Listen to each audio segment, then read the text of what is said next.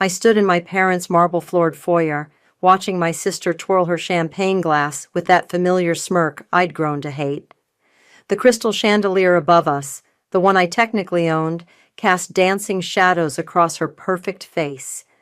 My name is Taylor, and I was about to watch my younger sister steal my ex-boyfriend again. Taylor, darling, you could have at least worn the dress I sent you, my mother said, adjusting my blazer with disapproving fingers. This is your father's 60th anniversary party, not a business meeting. I stepped away from her touch. I'm comfortable like this, Mom. The house buzzed with the typical Richardson family gathering energy, fake laughs, clinking glasses, and the constant undercurrent of judgment. I'd helped set up earlier, arranging flowers in the grand entrance and positioning appetizer tables throughout the living room. Not because anyone asked me to, but because some part of me still craved their approval. Oh my God, is that Connor? My mother's eyes lit up as she spotted him entering through the front door. My stomach dropped. Connor, my ex. The man who disappeared from my life 3 years ago with nothing but a text message and a box of my things left on my doorstep. He looked exactly the same, tall, perfectly styled dark hair, that disarming smile that had once made my knees weak. Mrs. Richardson! He embraced my mother like he'd never broken her daughter's heart. The house looks amazing. Doesn't it? We just had the floors redone. She beamed, conveniently forgetting who had paid for those floors. I turned to escape to the kitchen, but Ella's voice rang out above the party chatter. Everyone, could I have your attention, please? The room fell silent. Ella stood on the bottom step of the grand staircase, radiant in her red designer dress. Connor moved to stand beside her, and my blood ran cold. First, I want to thank everyone for coming to celebrate Mom and Dad's anniversary, Ella started, her voice dripping with rehearsed sweetness. But Connor and I have an announcement of our own to make. No, no, no. We're engaged! The room erupted in cheers and congratulations. My father rushed forward to shake Connor's hand. My mother burst into tears of joy.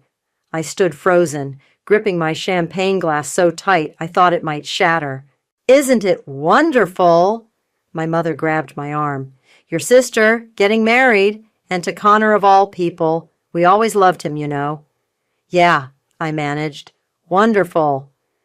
Ella floated through the crowd, showing off her enormous diamond ring. When she reached me, her smile turned razor sharp. What do you think, big sister? He picked it out himself. Bigger than the one he was going to give you, isn't it? I met her eyes. How long? How long what? How long were you seeing him before we broke up? She laughed, high and false. Oh, Taylor, always so paranoid. Connor and I only got together 6 months after you two ended things. She leaned closer, her voice dropping to a whisper. Looks like I win again, just like always. I watched her glide away, back to our beaming parents and her doting fiancé. My chest felt tight, but not from heartbreak. No, this was different. This was rage, cold and clarifying. Taylor? It was Desiree, my best friend, touching my arm gently. You okay? I need some air. I walked out to my car, my heels clicking against the driveway my money had repaved. The night air was cool against my burning cheeks. I popped the trunk and reached for the sealed manila envelope I'd been carrying around for months, just waiting for the right moment. Inside was the property deed to 47 Maple Avenue, this very house. The house my parents had nearly lost during the financial crisis. The house I'd secretly bought to save them from foreclosure. The house where my sister just announced she'd be having her dream wedding. I ran my fingers over the embossed legal seal, remembering how my family had never bothered to read the fine print, how they'd assumed Dad's name was on the deed, how they'd forgotten all about my loan once their social status was secure again. My phone buzzed, a text from Moises, my lawyer. Ready when you are, I smiled, tucking the envelope under my arm. Ella wanted to have her perfect wedding in my house? Fine. But first, she'd learn what it felt like to lose something she thought was hers. Game on, little sister, I whispered, walking back toward the party. Game on. You should have seen their faces when Ella announced the engagement, I said, pacing across Moises's office. Like they'd completely forgotten Connor was ever with me. Moises looked up from the stack of legal documents on his mahogany desk. Are you sure you want to do this, Taylor? There's no going back once we serve these notices. I stopped at the window, watching traffic crawl by 15 stories below. The memory of that day in 2008 flooded back, my father's crumpled face as he admitted they were 3 months behind on mortgage payments, my mother's mascara-stained cheeks, Ella's theatrical sobs about having to leave her childhood home. Do you remember what they said when I offered to help? I asked. Refresh my memory. My mother said, "Oh, sweetie, this is grown-up business." I was 23, had just closed my first major real estate deal, and they still treated me like a child. I turned back to face him. Then I bought their house outright, and they never even read the paperwork, because they assumed your father's name would be on the deed, Moises finished, nodding. He'd been there after all. Had watched me sign the papers making me the sole owner of 47 Maple Avenue. My phone buzzed, a text from Desiree. Girl, Ella's already posting wedding venue pics of your house. Show me, I said when I called her back, putting her on speaker. Instagram. She's calling it the Richardson Family Estate and talking about her perfect garden wedding next spring. Moises raised an eyebrow as I pulled up the posts. There was Ella, posing in front of my rose garden, Connor's arm around her waist. The caption read, "Where it all began, can't wait to say, I do, at my family home." The audacity, I muttered. Taylor. Desiree's voice was gentle through the speaker. Are you doing this for justice or revenge? I stared at the photo. Does it matter? It matters to you. I know you. Moises slid a document across his desk. Speaking of the wedding, they've already filed for event permits, listed your father as the property owner. Of course they did. I picked up the paper, scanning the details. They're planning for 300 guests, in my house, without asking me. That's fraud, Moises said simply. Can we use that? He nodded. Already drafted a cease and desist, but Taylor, there's something else you should see. He pulled up an email on his computer. Connor's been making inquiries about property rights, specifically about challenging old deed transfers. My stomach clenched. You think he knows? I think he's suspicious. The timing's interesting. Right after getting engaged to Ella, he starts digging into property law. My phone buzzed again. My mother this time. I let it go to voicemail. Play it, Desiree said, still on speaker. I want to hear this. I hit play. Taylor, darling, we're meeting with the wedding planner tomorrow at the house. I know you're busy with your little real estate thing, but do try to make it. Ella wants to discuss the renovation plans for the kitchen. The countertops simply won't do for the reception. I ended the message. My little real estate thing. That's rich, coming from someone living in a house I bought. Taylor! Desiree's voice was firm. Promise me something. What? Promise you won't let this consume you. I've watched you spend years trying to prove yourself to them. Maybe it's time to just let go. I picked up the trespassing notices Moises had prepared. I am letting go. Of them, of their control, of every backhanded compliment and dismissive comment. By throwing them out of their home? My home, I corrected. And yes, sometimes karma needs a little push. Moises cleared his throat. There's one more thing. He handed me another document. Connor and Ella have already put down deposits with vendors, using your address as collateral. I felt a cold smile spread across my face. Perfect. Let them spend their money. Let them plan their dream wedding. Let them think they have control. And then? Desiree asked. And then I show them what it feels like to lose everything they thought was theirs. I gathered the papers into my briefcase, just like they did to me. Moises stood, straightening his tie. I'll have everything ready by Friday. Just say the word. As I walked to my car, another text came through, from Ella. Meeting wedding planner tomorrow at 2. Don't be late this time, and wear something nice for once. I typed back, wouldn't miss it for the world. Because sometimes the best revenge isn't served cold. Sometimes it's served with a smile and a property deed. I arrived at the house early, before the wedding planner. Ella was already there, arranging flower samples on my dining room table like she owned the place. "You're late," she said without looking up. "Actually, I'm early." I set my coffee down. "We need to talk." "About what? Your outfit? Because honestly, Taylor, would it kill you to wear a dress once in—" "About Connor." That got her attention. She straightened, crossing her arms. "There's nothing to talk about. He chose me." "Did he choose you, or did you choose him?" "Oh my God," she rolled her eyes. "Are you still bitter about that? It was 3 years ago." I pulled out a chair and sat down. "Remember my high school graduation, when you took credit for my valedictorian speech? What does that have to do with anything? Or that time you stole my prom dress and told Mom I was the one who ruined yours?" Ella's perfectly manicured fingers drummed against the table. "Ancient history." "Is it? Because it seems like you're still playing the same games." I leaned forward.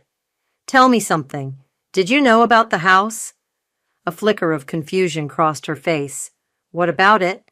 "Who owns it?" She waved dismissively. "Dad, obviously. Why are you being weird?" The doorbell rang before I could respond. My mother burst in, followed by an elegant woman carrying a tablet.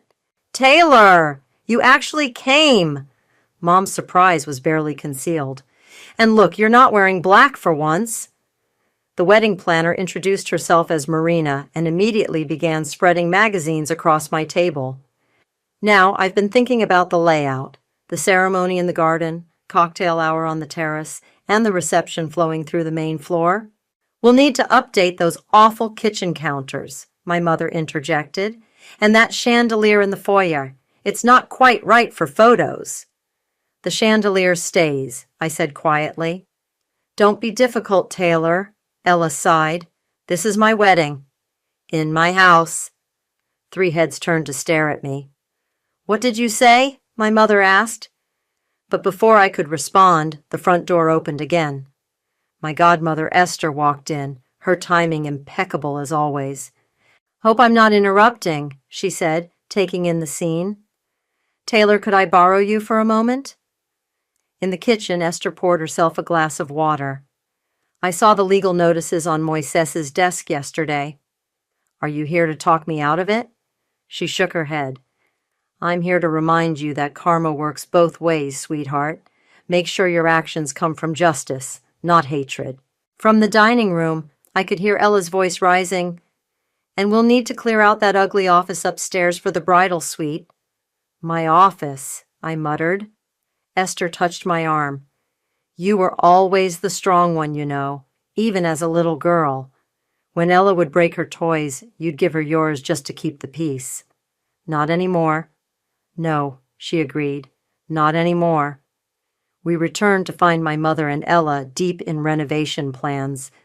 Marina was sketching something on her tablet. "Oh, good," my mother said. "Taylor, we need you to clear out your things from the upstairs office by next week. The contractors are coming to—" "No." "Excuse me?" I said no. I pulled out my phone and clicked on a photo of the property deed. No contractors, no renovations, no wedding. Ella snatched the phone. Her face went pale.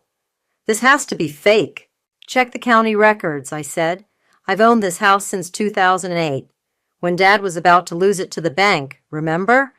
When you all said I couldn't possibly understand grown-up business?" My mother's hand flew to her throat.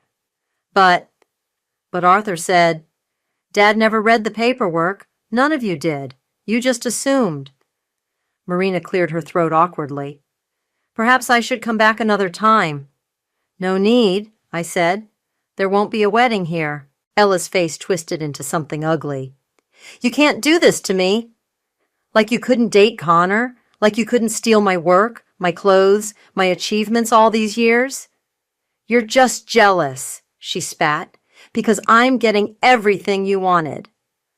I laughed, and the sound surprised even me. No, Ella, I'm getting everything I wanted, starting with my house back.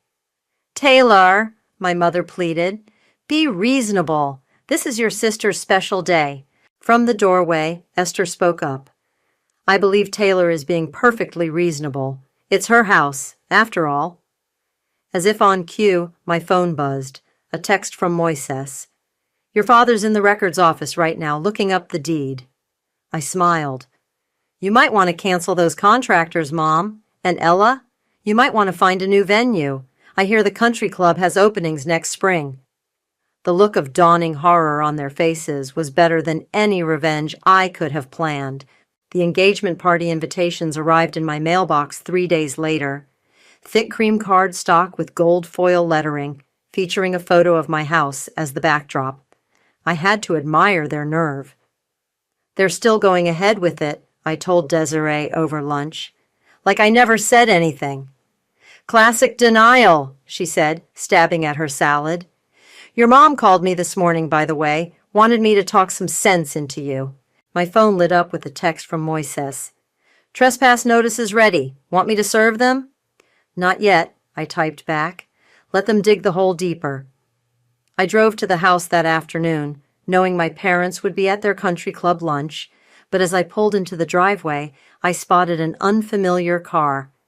Through the front windows, I could see people moving around inside. Using my key, I walked in to find a woman with a clipboard directing 2 assistants who were measuring my living room windows. Excuse me, I said. What's going on here? Oh? The woman brightened. You must be Taylor. I'm Rebecca, the wedding coordinator.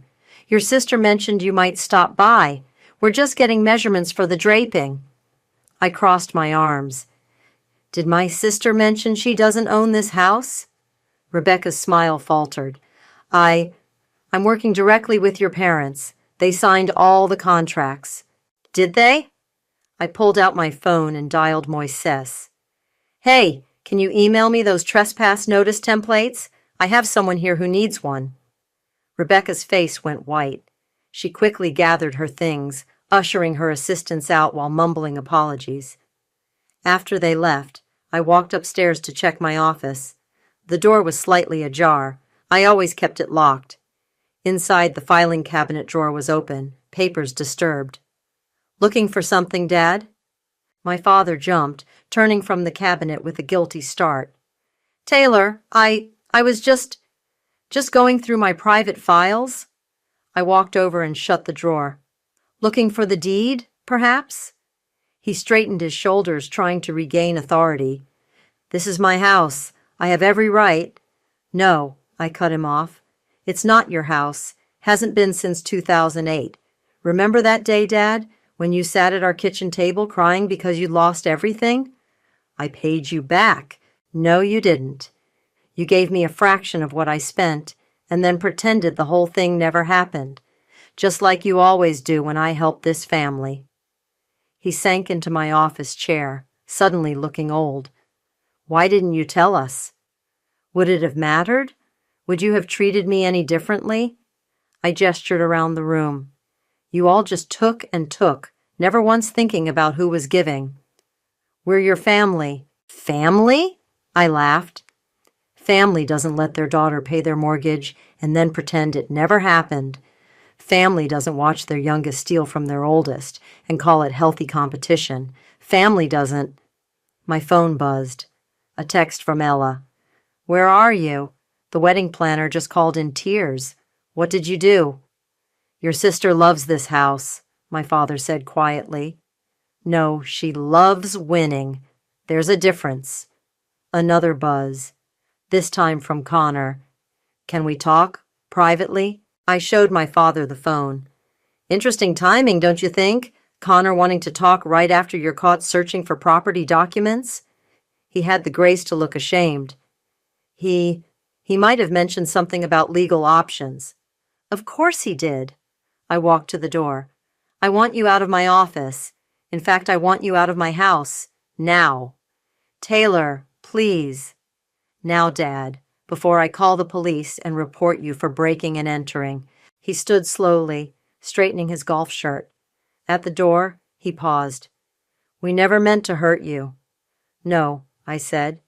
"You just never thought about me at all." After he left, I sat at my desk and pulled out the trespass notices Moises had prepared. The stack felt heavy in my hands, 5 copies, 1 for each family member. My phone buzzed again. "Connor. Please, I need to explain something." I thought about ignoring it, but curiosity won out. "Fine. Tomorrow, 2 p.m., my office downtown." His response came quickly. "Thank you. There's something you need to know about Ella." I stared at the message, then at the trespass notices. Whatever game they were playing, whatever schemes they were plotting, they'd forgotten one crucial thing. I wasn't that silent, accommodating daughter anymore. I was the owner of the house they were standing in, and it was time they remembered that. I reserved a private room at La Maison for dinner, knowing my family couldn't resist the allure of the city's most exclusive restaurant. The maître d' led them in, one by one. First my parents, then Ella, and finally Connor, all looking wary but intrigued. "Taylor," my mother said, settling into her chair, "this is unexpected." "Is it?" I smiled, pouring wine for everyone. "I thought we should celebrate properly. The engagement, the wedding plans, everything." Ella's eyes narrowed. "What are you up to?" "Can't I treat my family to dinner?" "You've never wanted to before," she muttered. The waiter appeared, distributing menus. My father cleared his throat. "Taylor, about yesterday." "Let's not discuss unpleasant things," I interrupted smoothly. "Tell me more about the wedding plans. Mom, you were saying something about renovating my kitchen?" My mother's face brightened. "Oh, yes, I found the most wonderful contractor. He can replace those dated countertops with marble and—" "How grateful are you?" I asked suddenly. "What?" "For the house, for me saving it when Dad lost everything. How grateful are you?" An uncomfortable silence fell over the table. Connor studied his wineglass intently. "That was years ago," my father said finally. "We paid you back." "Did you? How much did you pay me, Dad?" He shifted in his seat. 50,000. "And how much was the house worth?" More silence. 1.2 million, I said. "That's how much I paid to save your precious family home, the home you're now planning to renovate for Ella's wedding, without asking me." "Taylor," Ella started, but I held up my hand. "No, let me finish. You all seem to have forgotten something important." I reached into my bag and pulled out the deed, placing it on the table. "This house, it's mine, legally, completely, and I'm done watching you treat me, like an afterthought." My mother's face crumpled. "You're being cruel." "Cruel?" I laughed. "Cruel is watching your sister date your ex-boyfriend and saying nothing. Cruel is letting your parents dismiss your success while living in the house you bought them." "I knew it," Ella spat. "This is about Connor." "No," I said quietly. "This is about all of it. Every time you stole my moment. Every time Mom and Dad looked the other way. Every time I swallowed my pride and helped anyway." I pulled out the trespass notices next. 5 copies, formally printed on legal letterhead. "What are those?" my father asked, though his face suggested he already knew. "Exactly what they look like. You have 30 days to vacate my property." "You can't do this!" Ella shrieked, drawing looks from nearby diners. "I can. I am." Connor spoke for the first time. "Taylor, please, can we talk about this privately?" "Why? So you can try to manipulate me again? That's what this is all about, isn't it? You figured out I owned the house, so you and Ella cooked up this engagement to—" "I never stopped loving you," he blurted out. The table fell silent. Ella's face went from red to white. "What did you say?" she whispered. Connor looked miserable. I made a mistake. Taylor, I've been trying to tell you—" "Shut up," Ella hissed. "Just shut up." "Is that why you were asking about property laws?" I asked him. Planning to win me back and get the house in the divorce? My mother stood abruptly. This is ridiculous. Taylor, you're tearing this family apart. No, Mom, you did that years ago. I'm just finally doing something about it. Ella threw her napkin down. You want the truth? Fine. I knew about the house. I found the paperwork months ago. And yes, I got engaged to Connor to spite you. Because you always have to be so perfect, so successful, so above it all. Ella, my father warned, but she was on a roll. You think you're better than us with your real estate empire and your perfect life? At least I know how to make people love me. I stood slowly, gathering my things. You have 30 days. After that, I'm changing the locks. Taylor, please. My mother grabbed my arm. You can't do this to us. We're family. I gently removed her hand. No, we're not. We're just people who share DNA and a lot of bad memories. As I walked away, I heard Ella's voice rise hysterically. Connor, tell them you love me. Tell them. But I didn't stay to hear his response. I'd finally said my piece, served my notices, and now it was time to let the cards fall where they may. Outside, the night air felt clean and cool. My phone buzzed with a text from Esther. How did it go? It's done, I replied. All of it. And for the first time in years, I felt light, free, like I could finally breathe. Connor was waiting outside my office the next morning, looking like he hadn't slept. You've got 5 minutes, I said, unlocking the door. I never wanted to marry Ella, he blurted out, following me inside. It was her idea. She said if I didn't propose, she'd tell everyone about the embezzlement. I froze. What embezzlement? He ran his hands through his disheveled hair. At my old firm, I made some mistakes. Ella found out somehow. She said she'd keep quiet if I played along. So you let her blackmail you into an engagement? I thought I could figure something out.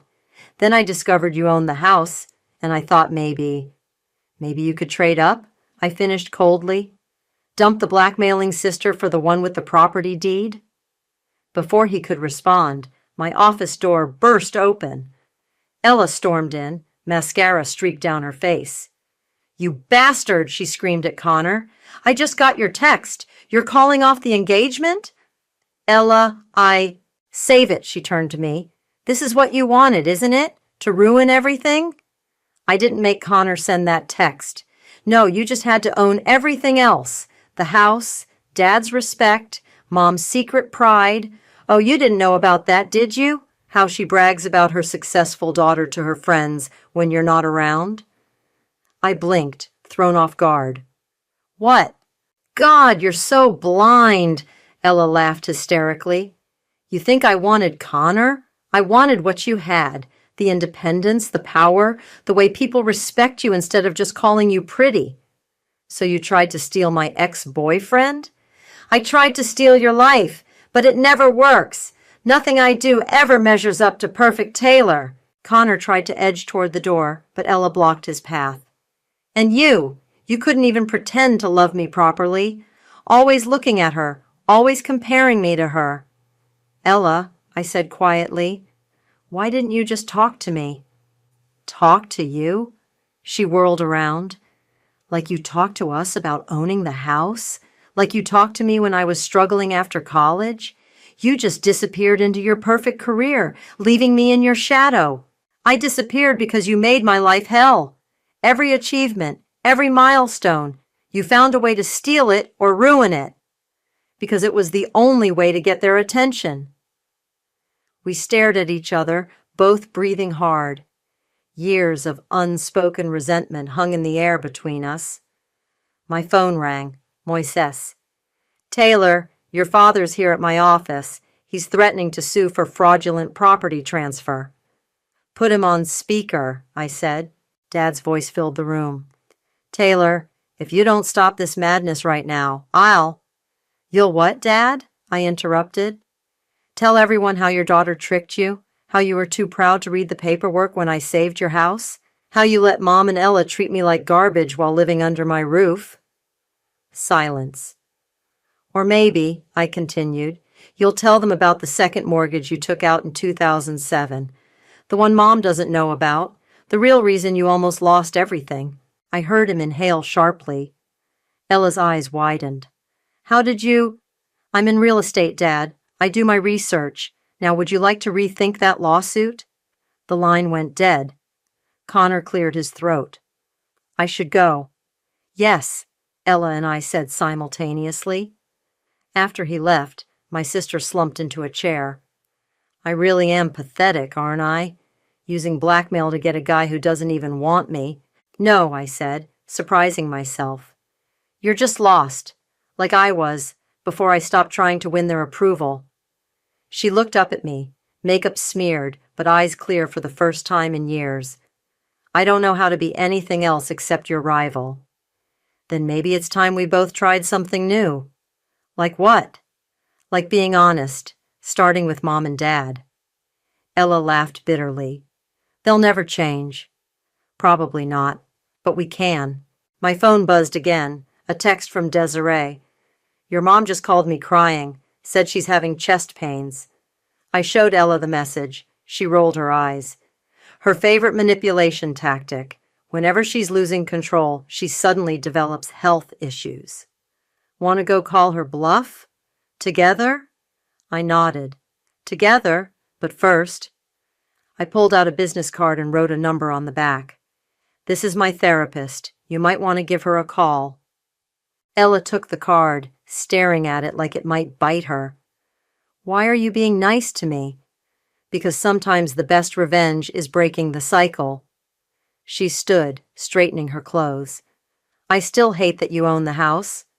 I know, but at least now you're honest about it. The local news headline read, Prominent Family's Wedding Drama Exposes Real Estate Secret. Someone had leaked the story, probably Connor, trying to save face after the engagement imploded. I found my parents waiting on the front steps of my house when I pulled into the driveway that evening. Mom was dabbing at her eyes with a monogrammed handkerchief while Dad paced back and forth. Come to check on your fake chest pains? I asked, unlocking the door.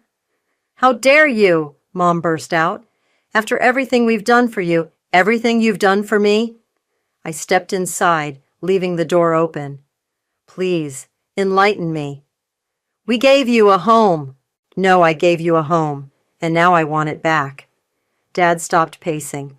The media is having a field day with this. My golf club friends are asking questions. Your mother can't show her face at the charity board meetings. Sounds like a personal problem. Taylor, Mom's voice turned pleading, we can work something out. Put the house in all our names. Make it a family trust. Like you made my childhood a trust? Always withdrawing love when I didn't meet your standards? That's not fair. No, what's not fair is watching Ella take credit for my achievements. What's not fair is saving this house only to be treated like a tenant in it. A car door slammed outside. Ella walked in, followed by Esther. The reporters are camped out at my apartment, Ella announced. Thanks for that, Mom. Me? What did I do? Oh, please, Ella rolled her eyes. I saw you talking to that reporter at the country club, playing the victim, as usual. Mom's face reddened. I was simply telling the truth about your sister's betrayal. The truth? I laughed. You wouldn't know the truth if it served you an eviction notice, which, by the way, I did. 23 days left, Ella added helpfully. Dad turned to her. You're taking her side now? I'm not taking sides. I'm just done lying. She pulled out her phone. Want to see the texts where you told Connor to handle Taylor? Or should I show Mom the bank statements from that second mortgage instead? The color drained from his face. Esther stepped forward. Arthur, Aaron, I think it's time you both left. This is our home, Mom wailed. No, I said firmly. It's not. Not anymore. You're making a mistake, Dad warned. Families don't do this to each other. You're right. Families don't. But we stopped being a real family long ago. I'll never forgive you for this, Mom declared, grabbing her purse. I know, but I forgive myself. That's what matters. After they left, Ella wandered into the living room, touching the familiar furniture. What will you do with the house? Sell it, probably. Too many ghosts. Can I? She hesitated. Can I help? With the staging and everything? I did get my real estate license last year. I stared at her. You never told me that. Because I didn't want you to think I was copying you. Again. Esther smiled. Maybe it's time you two tried working together instead of against each other. My phone buzzed. A text from Connor. I'm sorry about the media leak. Your father threatened to expose my embezzlement if I didn't try to help them keep the house. I showed it to Ella. She snorted. Wow, Dad's really going for broke, isn't he? Speaking of broke, I said, where are they going to live? Mom's sister has a guest house in Palm Springs. She already called them. Esther touched my arm. Are you sure about selling? I looked around the room at the family photos on the walls, carefully curated moments of fake happiness. Yes, this house was never really a home. It was a prison we built ourselves. We could stage it together, Ella suggested. Make it look nothing like it does now. Turn it into something new. I studied my sister's face, seeing something I'd never noticed before. Hope. Not manipulation, not competition, just simple hope. Okay, I said, but on one condition. What? We both go to therapy, separately and together. If we're going to try being real sisters, we need to deal with all of this. She nodded slowly. Deal, but I get to choose the new paint colors. Don't push it. Esther laughed. Baby steps, girls, baby steps. Outside, a camera flash went off, another reporter trying to get the scoop. But for once, I didn't care about the exposure. Let them write their stories. Let them pick sides. The truth was messier and more complicated than any headline could capture. Want to help me take down these photos? I asked Ella. She grabbed a chair to reach the highest frames. Only if you help me find a new apartment after, one that's paparazzi-proof. Deal. Sometimes I realized revenge isn't about destroying your enemies. Sometimes it's about destroying the patterns that made you enemies in the first place. The real estate listing went live on a Tuesday morning. By afternoon, my phone was flooded with showing requests.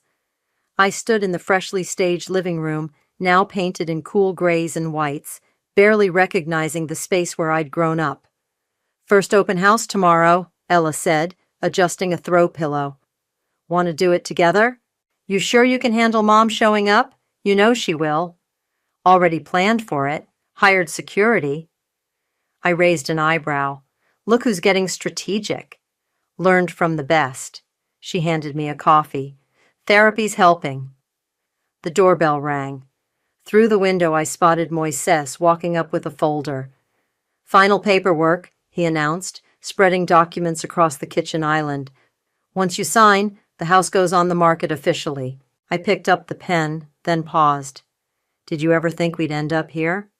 Working together instead of plotting revenge? Ella smiled. Never, but I like it better. Speaking of revenge, Moises said, your father's lawsuit attempt was dismissed this morning. Turns out the judge didn't appreciate his history of financial manipulation. My phone buzzed. A text from Connor. Moving to Seattle next week. Sorry for everything. You both deserved better. Delete, Ella and I said simultaneously, then laughed. The sound of tires on gravel made us look up. Our parents' car pulled into the driveway.